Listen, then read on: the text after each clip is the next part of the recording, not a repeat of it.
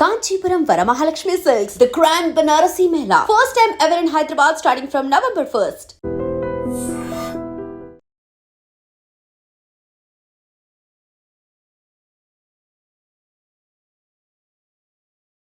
Okay. So ఇప్పుడు ఎన్నికలకు సంబంధించి కేవలం బైపోల్ మాత్రమే కాదు, 500 రోజుల్లో అధికార మార్పిడి జరుగుతుంది అనేది కేటీఆర్ పదే పదే దాన్నే ప్రధానంగా స్ట్రెస్ చేస్తూ చెప్పారు. అదే సమయంలో సీఎం రేవంత్ రెడ్డి కూడా చెప్పారు, జమిలీ ఎన్నికలు ఆ తర్వాత కావాలంటే ఇది ఎక్స్టెన్షన్ అవుతుంది, ఇంకో 10 ఏళ్ల పాటు మేమే ఉంటాము, 2036 వరకు మేము ఉంటాము అనేది. అంత డిసైడింగ్ ఫ్యాక్టర్ అవుతుందా ఇది ఈ రెండు పార్టీలకి? ఈ ఎన్నిక కాదు, ఈ ఎన్నికకు వాళ్ళు అంటున్న దానికి సంబంధం లేదు. ఏ పార్టీ ఓడిపోయినా అది మాత్రం తప్పదు కదా. జమిలీ ఎన్నికలు జరిగితే 6 months రాష్ట్రపతి పాలన పెడతారు, ఎక్స్టెన్షన్ ఉంటుంది. మళ్ళీ ఆయనకి ఇవ్వరు, ఆపద్ధర్మ ముఖ్యమంత్రిగా ఇవ్వరు, రాష్ట్రపతి పాలన పెడతారు. ఏ రాష్ట్రాలలో అయితే ఇంకా ఎలక్షన్స్కి డ్యూ ఉందో రాష్ట్రపతి పాలన పెడతారు. కాబట్టి రాష్ట్రపతి పాలనలో ఎన్నికలు జరుగుతాయి. అప్పుడు డిసడ్వాంటేజ్ అవుతుంది కాంగ్రెస్కి, బీజేపీకి అడ్వాంటేజ్ అవుతుంది. సెకండ్ ఏంటంటే 500 రోజుల్లో కాదు,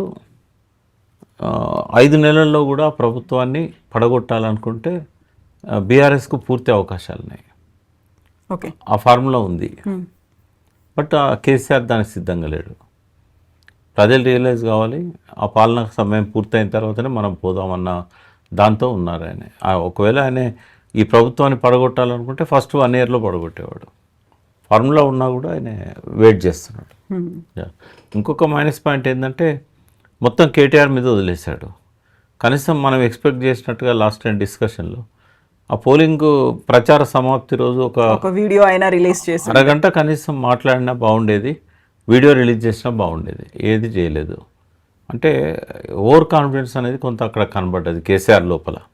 కేటీఆర్ గారు మాత్రం చాలా సమర్థవంతంగా హ్యాండిల్ చేశాడు ఎలక్షన్ని.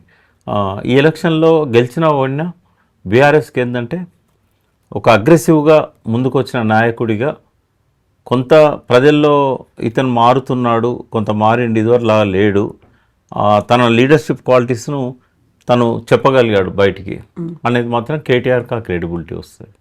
సో ఇప్పుడు ఖచ్చితంగా ఇదే జరుగుతుంది అనుకోవచ్చా? ఎందుకంటే 90% కాంగ్రెస్ వైపు ఉంది, కేవలం 10% మాత్రమే బీఆర్ఎస్ వైపు ఎగ్జిట్ పోల్ సర్వేలు అనేవి చెప్తున్నాయి. కాబట్టి ఇదే రిఫ్లెక్ట్ అవుతుందా November 14th కూడా? పర్సనల్గా నా ఒపీనియన్ చెప్పనా ప్లీజ్. బీఆర్ఎస్ ఒక 5,000 to 6,000 మెజార్టీతో గెలుస్తుంది. ఎందుకంటే ఎగ్జిట్ పోల్స్లో ఎక్కడైతే డబ్బులు తీసుకొని ఓట్లు వేసిన పరిస్థితి ఉంటుందో వాళ్ళు బయటకు వచ్చినాక చెప్పరు. బీఆర్ఎస్కి వేసినా కూడా కాంగ్రెస్కి వేసినామని చెప్తారు తీసుకొని ఉంటే. అది కొంత 2-3% సర్వేని తప్పుదో పట్టించే అవకాశం ఉంటుంది. తర్వాత సర్వే చేసిన సంస్థలు కూడా అక్కడ ఇంకా చివరి ఓటరు పోలింగ్ బూతుల్నే ఉన్నాడు, ఇక్కడ టీవీలలో వాళ్ళు కూర్చొని సర్వేలు చేసి అంత తొందరగా ఎట్లా వస్తాయమ్మా? ఇప్పుడు ఉదాహరణకు ఇప్పుడు పోలింగ్ బూతులు అన్నిట్లో కాకపోయినా 100 సెంటర్లైనా వీళ్ళ మనుషులు ఉంటారు. 12-1 గంట దాకా జరిగిన పోలింగ్ మీద వాళ్ళు సర్వే చేసి 4 గంటలన్నా కావాల్సి వస్తుంది. దీన్ని అంతా కంపైల్ చేయాలంటే 3 నుంచి 4 గంటలు మినిమం పడుతుంది.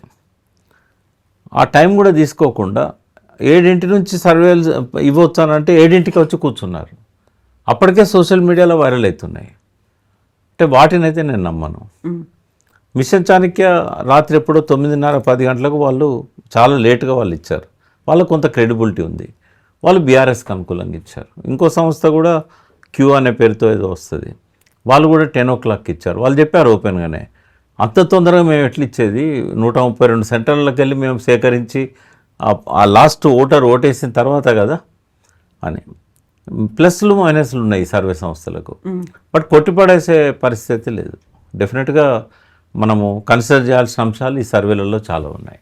ఎగ్జిట్ పోల్స్ వాళ్ళ అంచనా అటు ఇటు కావడానికి 3% అని అన్నారు. కాబట్టి తప్పెట్లయితుంది వాళ్ళే చెప్తున్నారు, ఒక 3% కొంచెం ఎర్రర్ ఉండే ఛాన్సెస్ ఉన్నాయి. బట్ అన్నీ కూడా చెప్పినాయి 2 to 3%, ఒక 2 సంస్థలు తప్ప అన్నీ అవే చెప్పినాయి.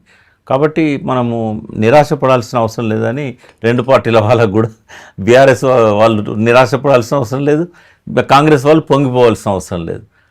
ఇప్పటికీ కూడా ఎవరైనా గెలిచే అవకాశం ఉంది. చాలా సంక్లిష్టంగా ఉంది ఎగ్జిట్ పోల్. చూద్దాం November 14th ఏం జరుగుతుందని. Thank you so much.